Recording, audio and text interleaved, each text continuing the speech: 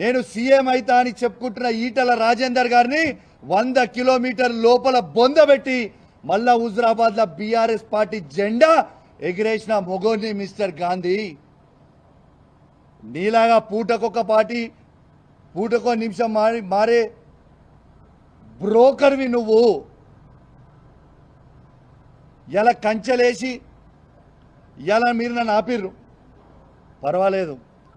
యావత్ తెలంగాణ ప్రజలు మొత్తం కూడా చూస్తూ ఉన్నారు. ఇలా మీరు బీఆర్ఎస్ పార్టీయా కాదా అనేది మొత్తం ప్రజలు చూస్తూ ఉన్నారు. మీరు వాడే భాష షేర్లింగం పెళ్లి ప్రజలు మొత్తం కూడా చూస్తూ ఉన్నారు. ఇంకోటి కూడా చెప్తున్నా మిస్టర్ గాంధీ గారు, నేను ప్యూర్ తెలంగాణ గడ్డ మీద పుట్టిన బిడ్డని. ఏడు నుంచో వచ్చి మా గడ్డ మీద కూర్చొని నువ్వు సవాల్ విసురితే చూసుకుంటా ఊకోనికే ఈడ భయపడతాం అనుకున్నావా ఏంది బిడ్డ? ఇవాళ కేసీఆర్ గారి నాయకత్వంలో నిన్న నేను పొద్దున్నే కేటీఆర్ గారితో హరీష్ రావు గారితో ఫోన్ మాట్లాడి పర్మిషన్ తీసుకొని మరీ చెప్తా ఉన్నాను. రేపు పొద్దున 11 గంటలకి మా మేడ్చల్ జిల్లా పార్టీ ఆఫీస్ శంబీర్పూర్ రాజు గారి నాయకత్వంలో ఆడి నుంచి మేమందరం కలిసి వేలాది మంది కార్యకర్తలు అందరం కూడా మన బీఆర్ఎస్ పార్టీ ఎమ్మెల్యే గాంధీ గారి ఇంటికి పోదామని చెప్పి సందర్భంగా తెలియజేస్తా ఉన్నాను. రేపు దయచేసి కోరుతా ఉన్నాను, బీఆర్ఎస్ పార్టీ ప్రతి కార్యకర్త, జీహెచ్ఎంసీలో ఉన్న ప్రతి కార్యకర్త, ఇలా ఉమ్మడి రంగారెడ్డి జిల్లాలో ఉన్న ప్రతి బీఆర్ఎస్ పార్టీ కార్యకర్త రేపు అందరం కలిసి 11 గంటలకి గాంధీ గారి ఇంట్లోకి ఖచ్చితంగా రేపు పోదాము. ఆడ బ్రేక్ఫాస్ట్ తిందాము, ఆడ లంచ్ తిందాము. గాంధీ గారు కండువ కప్పుకున్న తర్వాత గాంధీ గారిని తీసుకొని తెలంగాణ భవన్కి పోయి ప్రెస్ మీట్ పెట్టి అక్కడి నుంచి గాంధీ గారిని కేసీఆర్ గారి దగ్గరికి తీసుకొని పోదాం.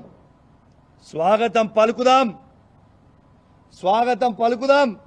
దయచేసి కేసీఆర్ గారి మీద ఉన్న అభిమానం ఉన్న ప్రతి కార్యకర్త, కేటీఆర్ గారి మీద అభిమానం ఉన్న ప్రతి కార్యకర్త, హరీష్ రావు గారి మీద అభిమానం ఉన్న ప్రతి కార్యకర్త అందరం కూడా పెద్ద ఎత్తున రేపాడికి పోదామని చెప్పి సందర్భంగా తెలియజేస్తా ఉన్నాను. రేపు 11 గంటలకి ఖచ్చితంగా 11 o'clockకి మేము రేపు శంబూర్పూర్ రాజు మన మేడ్చల్ పార్టీ ఆఫీస్ దగ్గర నుంచి స్టార్ట్ అవుతాం. ఆయన ఇల్లు అదే జిల్లా కిందికి వస్తుంది, ఆడికే పోదాం. ఆడి నుంచి అందరం కలిసి ఆ ఇంటికి పోయి స్వాగతం పలుకుదాం. మళ్ళీ ఏమంటాడు, బీఆర్ఎస్ పార్టీతో ఆయనకు పంచాయతీ కాదట, కౌశిక్ రెడ్డితోనే ఆయనకు పంచాయతీ అట. నీకు నాకేమైనా భూమి తగాదాలు ఉన్నాయా? నీకు నాకేమైనా అన్నదమ్ముల పంచాయతీలు ఉన్నాయా? ఎస్, నేను అడిగింది ఏంది, నువ్వు చెప్పే జవాబు ఏంటిది, నువ్వు మాట్లాడేది ఏంటిది? నిర్సిగ్గుగా నిర్లజ్జగా నువ్వు మాట్లాడే మాటలు యావత్ తెలంగాణ ప్రజలు మొత్తం కూడా వింటా ఉన్నారు. అసలు నువ్వు బీఆర్ఎస్ బీఫామ్ మీద గెలిచి కాంగ్రెస్ పార్టీలో చేరనికి నీకు సిగ్గనిపిస్తలేదాయా? ఎట్లా ఈ కష్టకాలంలో పార్టీ వదిలిపెట్టి పోవాలనిపిస్తా ఉంది?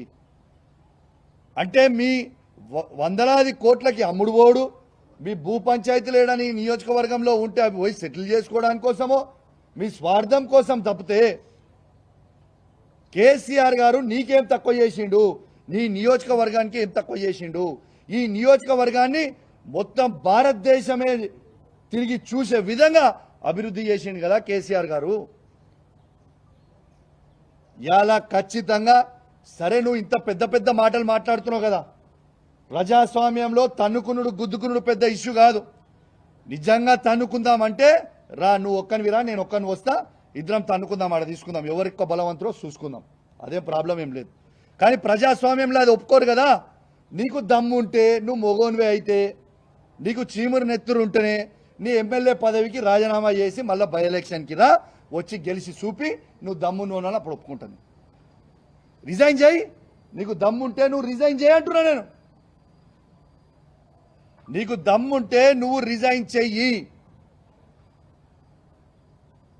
Come will go for election, ఆడ చూసుకుందాం. అది నిజమైన ప్రజాస్వామ్యం కదా. నీ దమ్మేందో మా కేసీఆర్ నాయకత్వంలో మా దమ్మేందో మేము చూపిస్తాం. You please resign. Straight answer. నువ్వేదో తిట్టి డైవర్ట్ చేసి ఈ టాపిక్ ఏదో చేద్దామన్నా ఐ వాంట్ స్ట్రేట్ ఆన్సర్. నువ్వు బీఆర్ఎస్ పార్టీ ఎమ్మెల్యే అయితే మీరు రాండి, స్ట్రేట్గా టీఆర్ఎస్ భవన్కి పోదాము, తెలంగాణ భవన్కి పోదాము, ప్రెస్ మీట్ పెడదాము, అక్కడి నుంచి కేసీఆర్ గారి దగ్గరికి పోదాము. లేదు అంటే నువ్వు కాంగ్రెస్ పోయినవా నువ్వు అనుకుంటే చక్కగా రిజైన్ చేయి, ఎలక్షన్కి పోదాం, నీ దమ్మేందో మా దమ్మేందో చూసుకుందాం. రేపు మాత్రం ఖచ్చితంగా ఇవాళ పోలీస్ నిర్బంధంలో నన్ను ఆపినో, నన్నే కాదు మీడియా వాళ్ళని కూడా లోపల రానియలే, చాలాసేపు మీడియా వాళ్ళని కూడా లోపల రానియలే మీరు. ఇవాళ ఖచ్చితంగా రేపు 11 గంటలకి మేము ఆడి నుంచి బయలుదేరుతాం. ఖచ్చితంగా మీకు చెప్తా ఉన్నాం, గాంధీ గారి ఇంటికి పోతాం. గొడవకు కాదు మేము పోయేది. ఆయన మా బీఆర్ఎస్ పార్టీ ఎమ్మెల్యే అంటుండు కాబట్టి మా షేర్లింగంపల్లి కాన్స్టిట్యున్సీలో ఉన్న బీఆర్ఎస్ కార్యకర్తలు, మా ఉమ్మడి రంగారెడ్డి జిల్లాలో ఉన్న బీఆర్ఎస్ కార్యకర్తలు, జిహెచ్ఎంసీలో ఉన్న బీఆర్ఎస్ కార్యకర్తలు అందరం కూడా ఆడ మీటింగ్ పెట్టుకోవడానికి పోతున్నాం. ఆయనకు స్వాగతం పలికి తెలంగాణ భవన్కి తీసుకొచ్చి మళ్ళా కేసీఆర్ గారి దగ్గరికి తీసుకుపోతామని చెప్పి సందర్భంగా తెలియజేస్తా ఉన్నాను. నువ్వు మాట్లాడిన మాటలకి నేను నీకంటే రెట్టింపు మాట్లాడగలుగుతా, కానీ నీ విజ్ఞతకే ఇచ్చిపెట్టిన నీ యావత్ షేర్లింగంపల్లి ప్రజలందరూ కూడా చూసిర్రు. మైనంపల్లి హనుమంతరావు కూడా అల్వాల్లో మీటింగ్ పెట్టినప్పుడు ఇదే విధంగా కేటీఆర్ గారిని నోటికొచ్చినట్టు దూషించిండు. 50,000 మెజారిటీతో ఓడిపోయిండు. నెక్స్ట్ నీది కూడా గదే గతి పడుతుందని చెప్పి సందర్భంగా తెలియజేస్తూ సెలవు తీసుకుంటా ఉన్నాను. జై తెలంగాణ, జై కేసీఆర్. అయితే ఇప్పుడు గాంధీ గారు ఇప్పుడు 12 గంటలకు మా ఇంటికి వస్తా అని అంటే మాత్రం మోస్ట్ వెల్కమ్. రాగానే బీఆర్ఎస్ పార్టీ కండువ కప్పి లోపలికి తీసుకెళ్తాం, ఇద్దరం కలిసి భోజనం చేసుకుంటాం. భోజనం చేసి ఇక్కడి నుంచి మనము స్ట్రేట్గా తెలంగాణ భవన్కి పోదాం. తెలంగాణ భవన్లో ప్రెస్ మీట్ పెట్టి అక్కడి నుంచి స్ట్రేట్గా కేసీఆర్ గారి దగ్గరికి పోదాం. స్వాగతిస్తున్నాం, వెల్కమ్. నేను గాంధీని ఒక్కరినే కాదు బాబు, నిన్న చూసినో లేదో, నువ్వు ఇంతకుముందు చూసినో లేదో, గాంధీ గారు ఒక్కరే కాదు, దానం నాగేంద్ర గారి గురించి మాట్లాడినా, కడియం శ్రీహరి గారి గురించి మాట్లాడినా, గాంధీ గారి గురించి మాట్లాడినా, మన కృష్ణమోహన్ రెడ్డి గారి గురించి మాట్లాడినా, వెంకట్రావు గారి గురించి మాట్లాడినా, ఎవ్రీబడి పోయిన 10 ఎమ్మెల్యేలకు కూడా జవాబు చెప్తా ఉన్నాం. ఓకే, గాంధీ గారిని టార్గెట్ చేయడం అని కాదు, గాంధీ గారు అన్నారు. 10 ఎమ్మెల్యేలలో గాంధీ గారు అన్నారు. ఏమని అన్నారు గాంధీ గారు? ఆయన ఏమని అన్నారు? నేను కాంగ్రెస్ పార్టీలో చేరలేదు, నేను బీఆర్ఎస్ పార్టీ ఎమ్మెల్యేనే అని గాంధీ గారే అన్నారు కదా, నేను అనలే కదా. మా ఎమ్మెల్యే ఇంటికి నేను పోతా అన్న, తప్పేంటిది? Nothing wrong.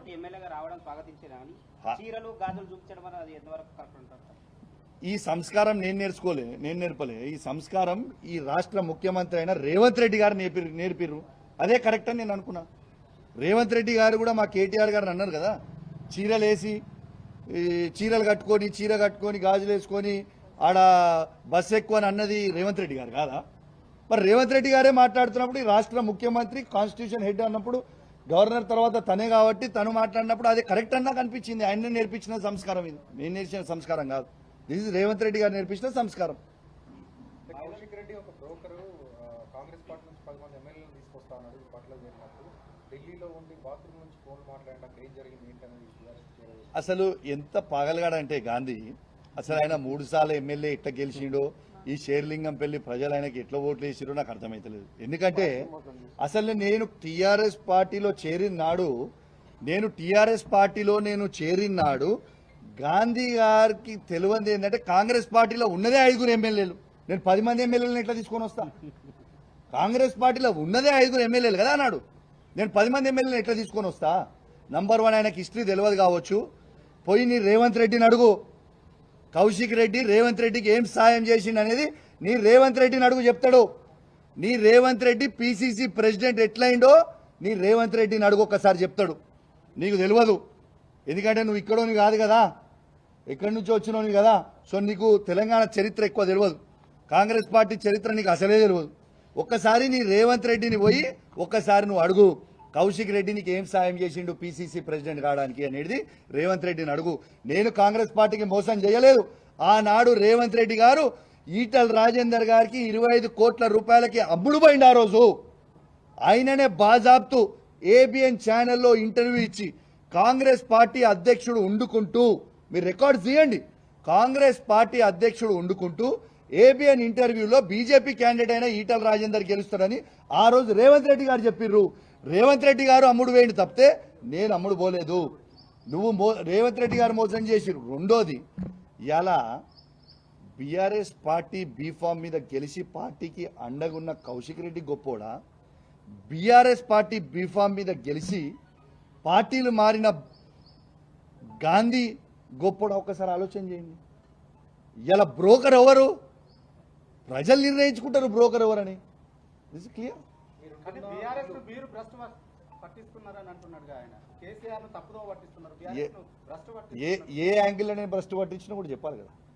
నేను దమ్మున్నోని కేసీఆర్ గారి అండదండతోని, ఇంతకుముందు చెప్పిన నరసింగ్ గారు, కేసీఆర్ గారి అండదండతోని, బీఆర్ఎస్ కార్యకర్తల అండదండతోని ఇవాళ సీఎం క్యాండిడేట్ అయినా అన్న ఈటల రాజేందర్ గారిని 100 కిలోమీటర్ల లోపల బొందబెట్టి ఎమ్మెల్యేగా గెలిచినోడు భ్రష్టు ఎట్లా పట్టించినట్టయా? తిరిగి బీఆర్ఎస్ పార్టీ జెండా హుజరాబాద్లో నేను ఎగిరేసిన. ఇలా పార్టీని భ్రష్టు పట్టియాలని వీళ్ళు అనుకుంటుర్రు. మీరేం ఫికర్ చేయకుర్రి. 5 ఏళ్ల తర్వాత కేసీఆర్ గారు ముఖ్యమంత్రి అవ్వుడు ఖాయం. మీ భర్తం పట్టుడు కూడా ఖాయం. రాసి పెట్టుకోరు మీరు అందరూ. ఇలా పోయిన వాళ్ళందరూ కూడా ఎవరిని కూడా ఉట్టిగేం ఇచ్చిపెట్టం. ఏళ్ళతో అయిపోలే రాజకీయం. మీరు 4 ఏళ్ళు ఎంజాయ్ చేస్తారు కావచ్చు, కానీ 4 ఏళ్ల తర్వాత మాత్రం మీకు సినిమా ఉంటుంది. అంతైతే నేను గ్యారంటీగా. కౌశిక్ రెడ్డి ఇల్లు నా నియోజకవర్గంలో ఉంది. ఆయనకి ఇబ్బందులు వచ్చినప్పుడు చాలాసార్లు నేను ఆదుకున్నా. అట్లాంటిది ఏమి ఇబ్బంది వచ్చింది నాకు ఈడ? నా నియోజకవర్గం నేను బాగా చెప్తున్నా. విల్లా కొనుక్కున్న ఈడున్న ఆయన ఆదుకున్నాడు. ఏముంది? ఏముంటుంది ఆయన నన్ను ఆదుకునేది? ఈడ నాకు వచ్చిన ఇబ్బంది ఏమున్నది? ఒకసారి చెప్పాలి ఆయన. మరి ఏమి ఇబ్బంది ఇక్కడ ఉందో ఒకసారి చెప్పని చెప్పు. ఏమి ఇబ్బంది అయిందో మరి మీరైతే ఉన్నారు మొత్తము. ఏమి ఇబ్బంది అయింది? బ్రహ్మాండంగా ఉన్నా నేను ఈడ. నాకేంది? అతిపెద్ద నియోజకవర్గం అని చెప్పి పిఎస్సీ చైర్మన్ ఇస్తే ఎందుకు ఓర్వలేకపోతున్నారు అనేటువంటిది ఆయన చేస్తున్నారు. నర్సింగ్ గారు, నేను ఒక్కటే చెప్తున్నా. పిఎస్సీ చైర్మన్ ఆయన ఏ పార్టీ నుంచి అయ్యిండు? ఆయన ఏ పార్టీ? నంబర్ 1. నంబర్ 2, ఇవాళ మా ఎల్పీ లీడర్ అయిన మా ఎల్పీ మీటింగ్లో కేసీఆర్ గారి నాయకత్వంలో మేము పిఎస్సీ చైర్మన్గా హరీష్ రావు గారిని యునానిమస్గా మేము బీఆర్ఎస్ పార్టీలో నిర్ణయం తీసుకొని తనతో నామినేషన్ ఇచ్చినాం. హరీష్ రావు గారు, ప్రశాంత్ రెడ్డి గారు, గంగుల కమలాకర్ గారు, ముగ్గురు ఇచ్చినాం. ఇలా హరీష్ రావు నామినేషన్ ఏమైంది? ఎట్లా ఎగిరిపోయింది? గాంధీ గారిని నామినేషన్ వేసుకొని చైర్మన్ ఎట్లా చేసిర్రు? మరి 13 ఉంటాయి, 14వ నామినేషన్ ఇది ఎట్లా వేసిర్రు? సాటుకేసిర్రా? మరి హరీష్ రావు గారు నామినేషన్ ఏమైంది? ఒక్క నామినేషన్ ఎక్కువ పడ్డా ఎలక్షన్ కావాల్సిన అవసరం ఉంటుంది. మరి ఏం చేస్తుండ్రు? ప్రజాస్వామ్యం ఉంచుతురా, కూని చేస్తురా? మొన్న మా వాళ్ళు చెప్పినట్టు కూడా, సరే ఈ పిఎస్సీ చైర్మన్ నువ్వు బీఆర్ఎస్ పార్టీ నుంచి అంటున్నావు కదా, అరే నువ్వు రా భయ్, నేను వద్దంటలేను. నువ్వు బీఆర్ఎస్ పార్టీ అంటున్నావు కదా, నువ్వు రా.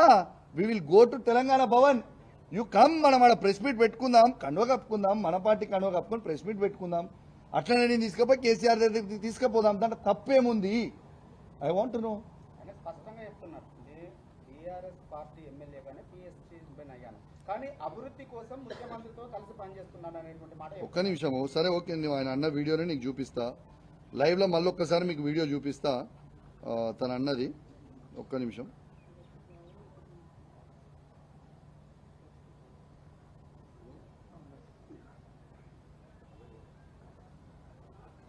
ఇవాడి గాంధీ గారు అన్న వీడియో ఒక్కసారి సీనియర్ నాయకులు చాలా మంది మిత్రులు శ్రేయభిలాషులు అందరికీ కూడా నిన్న ఫోన్ చేయటం, వారి అనుమతి తీసుకొని వారందరి సమక్షంలో వాళ్ళ కలిసి కాంగ్రెస్ పార్టీలో చేరడం జరిగింది. మాక్సిమం ఉంది. క్లియర్ గా నరసింగ్ గారు నిన్న కూడా మీకు ప్రెస్ మీట్ లో చూపించిన, clearly says that is joint Congress party. ఎవరు వద్దంటారు? Clearly says he joint Congress party. దాంతో మాకెట్లా అసలు ప్రతిపక్షానికి పిఎస్సీ చైర్మన్ ఇచ్చుడు అనేది ఆనవాయితీ. ఇలా పార్లమెంట్లో ఎవరు పిఎస్సీ చైర్మన్? వేణుగోపాల్ గారు. ఇవాళ మా ప్రభుత్వం ఉన్నప్పుడు కూడా చైర్మన్ ఎవరు? కాంగ్రెస్ వాళ్ళే కదా, ఒకసారి అక్బరుద్దీన్ కదా. మరి అసలు ఎందుకు నేను ఇదంతా చర్చ వద్దు బ్రదర్. నువ్వు బీఆర్ఎస్ పార్టీ ఎమ్మెల్యే అన్నావు కదా, నువ్వు రా, మా కండువ కప్పుకొని మా భవన్కి రా, మా కేసీఆర్ గారి దగ్గరికి రా, బస్ అంతే. దీనికి చర్చ అవసరం లేదు, రైట్? నువ్వు మా బీఆర్ఎస్ పార్టీ ఎమ్మెల్యే అన్నావు కదా, రేపు 11 గంటలకు మాత్రం 100% మా బీఆర్ఎస్ పార్టీ కార్యకర్తలు అందరం నీ దగ్గరకు వచ్చి నీ స్వాగతం పలికి గొడవకి రాస్తూ వస్తలే. మళ్ళీ కూడా చెప్తున్నా నీకు, గొడవకు వస్తలేము. ఇవాళ నువ్వు పోలీసు వాళ్ళని అడ్డం పెట్టి మమ్మల్ని నిర్బంధించినట్టు మళ్ళీ రేపు చెయ్యకు, నువ్వు పోలీసు వాళ్ళని పెట్టుకోకు, మేము పోలీసు వాళ్ళని పెట్టుకోము, మోస్తాము కలిసి, గొడవేం లేదు కదా, నువ్వు మన పార్టీ ఎమ్మెల్యే కదా, కలిసి పోదాము, తెలంగాణ భవన్ పోదాం, కేసీఆర్ గారి దగ్గరికి పోదాం, తప్పేముంది బయలా. రెడీ రమ్మంటున్నా నేను, గాంధీ గారిని రమ్మంటున్నా, రాగానే కండువా కప్తా. ఒక్క నిమిషం దమ్ము తెలుసుకోనికే ఇక మనమేమి ఫైటింగ్ చేసుకోనికే లేం కదా. ఒక్క నిమిషం ఆగు, దమ్ము తెలుసుకోవడానికి ఏమి ఇక్కడ గుద్దుకుందామా ఇద్దరమే? అయినా నేను సింగిల్గా గుద్దుకుందామా, మందితో గుద్దుకుందామా? అరే సింగిల్గా రమ్మని భయ్, గుద్దుకుందాం కొట్టుకుందాం అంటే రమ్మను, సింగిల్ దగ్గర మందితో చేసుకుందాం అంటే చెప్పు, మందితో ఏ టైంకి ఎడికి వద్దామో చెప్పు, మందితో కొట్టుకుందాం. కానీ అది ప్రజాస్వామ్యం కాదు కదా, నువ్వు అడిగిన దానికి జవాబు చెప్పు. కొట్టుకోవడం గుద్దుకోవడం, అరే భయ్ నీకు మళ్ళీ చెప్తున్నా, 65 ఏళ్ళ ముసలోడు, నేను 39 ఏళ్ళ యువకుడిని, ఆయనకి అంత దుల్లుంటే నాకు ఎంత ఉండాలి బ్రదర్? నేను చేయలేనా ఏంది? గ్యారీ చేసుకొని కొట్టుకోలేమా? కొట్టుకోవాలనుకుంటే దట్ రాని భయ్, నేను వస్తే కొట్టుకోనికే రమ్మని నేను అనలే కదా, రమ్మంటున్నా నేను. రా, మా బీఆర్ఎస్ పార్టీ కండువా ఇట్లా కప్పి మంచిగా తీసుకొని లోపల ఇంటికి తీసుకుపోయి భోజనం పెట్టించి మళ్ళీ 1 o'clockకి 1:30కో 2 o'clock తెలంగాణ భవన్ పై ప్రెస్ మీట్ పెట్టి కేసీఆర్ గారి దగ్గర తీసుకుపోతాం. స్వాగతం కదా మాకు కూడా, మా ఎమ్మెల్యే గారు మా పార్టీకి వచ్చేస్తాం వాపస్ అని అంటే we are very happy, we are welcoming him.